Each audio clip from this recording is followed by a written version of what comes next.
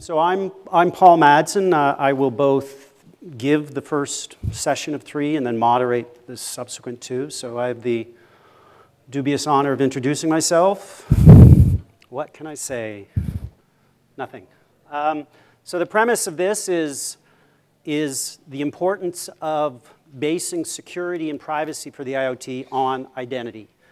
And I guess the meta message is that we in this room, in this community, have an opportunity and a responsibility to push our vision of identity into the IoT in order to replace the IoT community from making the mistakes that we've, over time, seen the wisdom of. So there's lots of reasons to be skeptical about the IoT, so it's perfectly understandable if you're skeptical. We're still in the diaper stage. There's smart diapers. We still have our training wheels on. There's smart scooters. Nothing but hot air. Daniel Hedrick at GE will talk about smart jet turbines in real time updating their pitch or whatever they do.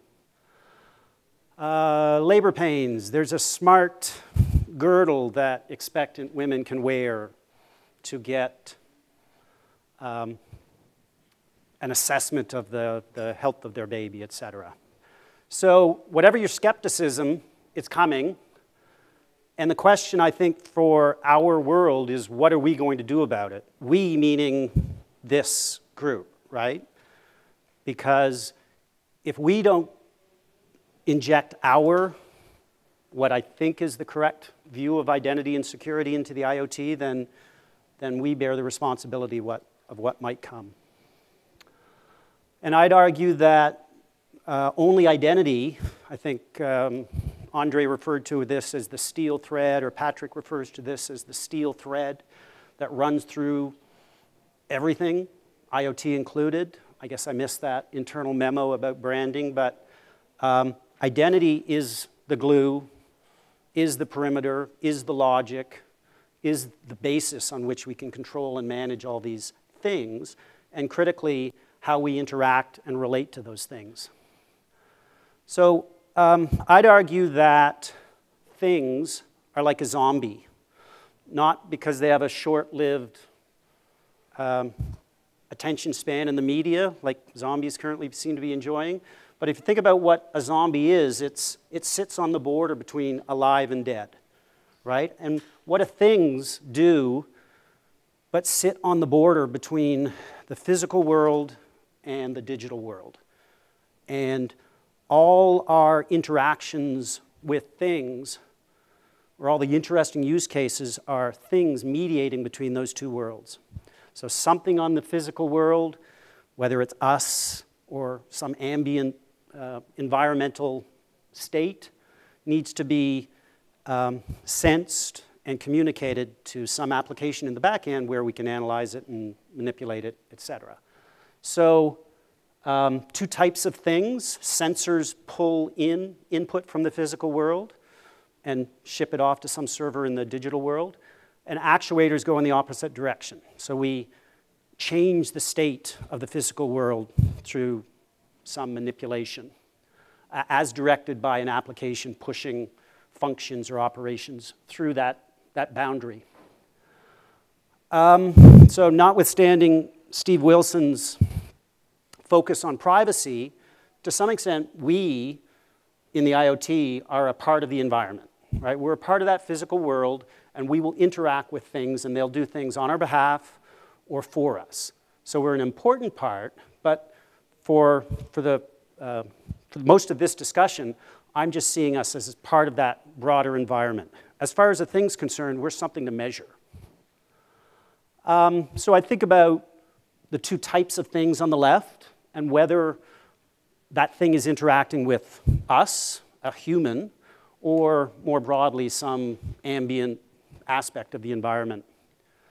So these are the use cases that are getting a lot of attention in the press, right? These are wearables, smart sensors, etc. I have a brain sensing headband that helps me control the stress of working at Ping. Actuators. Alarm clock is nothing but a sensor that, based on some trigger, changes the state of the physical environment through audio. There's also, in the industrial world, smart light meters, et cetera. These are sensors that aren't measuring something about a human, they're measuring something about the broader environment. And then those smart devices that can take operations and change the state of the environment. So a lawn sprinkler that only comes on when rain isn't forecast, et cetera. So it's almost a truism these days to say that the phone is a sensor platform, right? Our phones have over 20 different sensors by which we have started to collect all this information, both about the environment as well about ourselves. But laptops are things too. By my definition of something that sits between the physical world and the digital world, our laptops take as input our typing. The screen itself is arguably an actuator because it's taking digital signals and mapping them into visual cues. So there's another set of use cases, I think, that fit in there, but mediated by what perhaps aren't typically thought of as things, computing devices that we historically know. And I'd argue that the nature of how we interact with those devices is clearly changing. So a pretty simple interaction model for a light switch, pretty simple security model as well, but how we interact with devices and things in the future will change. So no longer is it necessarily a direct model by which I turn a device on or change its state. I can manage a Nest thermostat through an app, so I'm not necessarily directly dealing with the thing. I can indirectly manage it. I don't have to consciously and explicitly change its state myself. I can set up rules, as in if, and programmatically manage those things. And the capabilities that might have shifted with that device, that historically would have effectively limited the nature of my relationship with that device, well, those can change. We're no longer constrained by what ships. We can update, add new features, new functionality, and consequently, new relationships. So another grid, another way of looking at this. If we think about how we interact with devices and things, do we do so explicitly and actively, or do we do so passively and implicitly? One way to think about it. And on the bottom, is the nature of the application some sort of business app or some sort of wearable app, or a special category, I would argue, of application, authentication. Carl Martin from NIMI talked this morning in the other track about how their wristband, a smart thing, can enable biometric authentication, an example of that lower category. So we're used to thinking about how we actively and explicitly interact with applications. We type in keyboards, we swipe screens, et cetera. We're also used to explicit models of how we authenticate to systems or to things, right? We type in a password through a keyboard, or more and more, we swipe our fingerprint on a sensor, or an active facial recognition via the cameras on our phones. So those are powerful and they're useful, but no longer are they the only game in town. Passive mechanisms are becoming more important, both for applications, how we interact with applications, but also for how we authenticate into systems. So we've heard a lot of talk about continuous, contextual authentication. That's that category. We're authenticating to systems, but we're not doing so explicitly. The system is collecting context about us. So I'd argue there's two aspects to identity for IoT, and they're complementary and interrelated. One is how we identify things. How do we give them names so we can differentiate them? How can we authenticate them when they interact with our applications and our servers? And related is the opportunity to use things that will more and more surround us in order to authenticate ourselves. So for today, I'm focusing on the second category. Eve, Mailer, Hannes, and Morteza will talk about the other category as well, how we identify and secure things as opposed to how we use things. So here's sort of a historical build-out of how users interact with applications and do so and authenticate in order to do so. So historically, there's a device, some sort of computing device, laptop, or more and more a mobile phone. There's an application on the server, and there's a corresponding client piece on the device. And the user presents some password via the application channel in order to authenticate.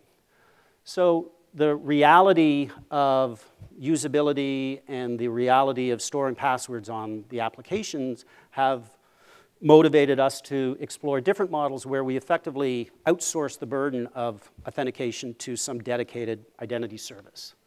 So instead of presenting the password directly to the app, I present it to an identity provider, and then I'm redirected back to the app with some representation of my identity. But by default, the authentication itself is still a password. And OpenID Connect is an important standard that normalizes that web redirect and so enables web SSO. So we've had SAML for years to some extent. OpenID Connect is a fresher, more modern version of SAML, but still enabling that web SSO use case. So as I said, by default, that single authentication into the identity provider was probably still a password. So we were motivated to try to enhance the security of how we authenticate into the identity provider. So we introduced the possibility of a separate device, a second factor, something you have, in addition, supplementing the something you know. So maybe we authenticate as normal with a password through the application channel, but we also authenticate through that second device and thereby enhance the insurance so that when we still are subsequently redirected to the app can be more confident that it's us. So that's kind of where we are today, second factor supplementing federated SSO.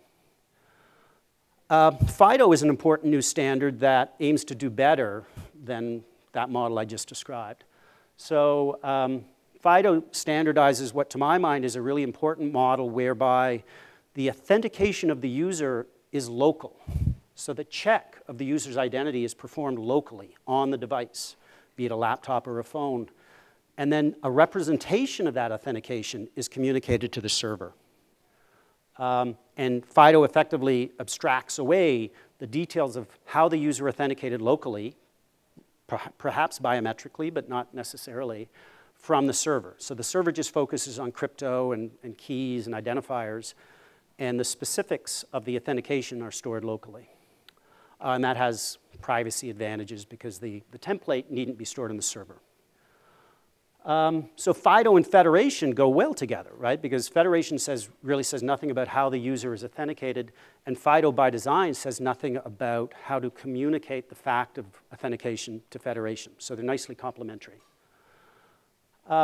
So the FIDO model, the user authenticates to a local verification check, biometrically perhaps, and then a representation of that is communicated to the server. And then as before, we can do web SSO to the application. So all of these have been very explicit authentication models. The expectation is that the user is actively logging in, whether it's by presenting a password or swiping a fingerprint on a Touch ID, et cetera.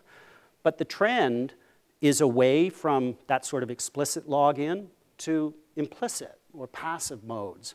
Whereas in the last 5 years, these passive modes have been seen as supplementing an active login. I think the trend is towards a model where instead of being seen as secondary to a primary authentication, passive mechanisms are seen as the primary mechanisms, and we only hit the user with an explicit login when necessary. So we're seeing this trend. And I think that has implications for this model, and we've touched on it in other sessions, where the context that passive authentication relies on, the local signals of the user's environment and their own biometrics, facial recognition, et cetera, are collected locally by a variety of devices. Not only the device that they're accessing the application on, their laptop or their phone, but all the devices, theoretically, that surround them. And then we aggregate that information, we intelligently analyze it in order to make some assessment of the user's identity. So that we needn't, by default, put the users through an explicit login step. We only do that when necessary. And I think that's a big change, and it would have significant usability advantages. As an example, Apple recently was awarded or filed a patent for a model of using the phone camera, but not to unlock the phone. That's kind of standard practice now of using a facial shot to unlock the phone. What the patent defines is a model for locking the phone when the given user steps out of camera view. So the premise is that the camera is constantly, or periodically, looking at the face in front of it and determining, is that the same user? Is that the same user? So the user needn't do anything to enable this. They just need to be sitting in front of the camera. Similarly, Android has a suite of new features called Smart Lock. And what they do, and even the way they describe it themselves, is the device, the phone, using its sensors, is constantly looking at local context. And the way they describe it is determining if it's safe, determining if the current context matches the expected context. If so, great, continue as normal. If not, lock the phone. So that, in and of itself, is useful, but it's still a local trust decision. The next step would be for the phone to be able to communicate that trust decision, that assessment of unsafe, to the server. And that's the type of thing that FIDO could apply there. So the model I'm arguing for mechanisms by which we can leverage things in order to facilitate our authentication is we combine both active and passive signals, both explicit logins, hopefully less frequent, but also this aggregation of context about the user and their environment. And we collect that and analyze it potentially locally, but then what is communicated to the authentication server is some representation of all that context. Not necessarily the context itself for privacy reasons, but something that can be communicated up. So that is presented to an authentication server. The authentication server performs its own logic, and then, as in OpenID Connect, issues a token that represents the user's authentication status and state. And we keep doing that, right? We don't stop just at login time. We're constantly assessing the user's context and constantly making a decision, is it still them? Are they still trusted? So that the end result is that login is a special ceremony. Explicit login is something performed infrequently and becomes a special ceremony akin to signing the wedding registry, right? You get dressed up to log in. You don't do it every day. With that, thank you very much. I'm sure we have time for questions before our next speaker. Any questions? No? Thank you very much. Hannes, you're up.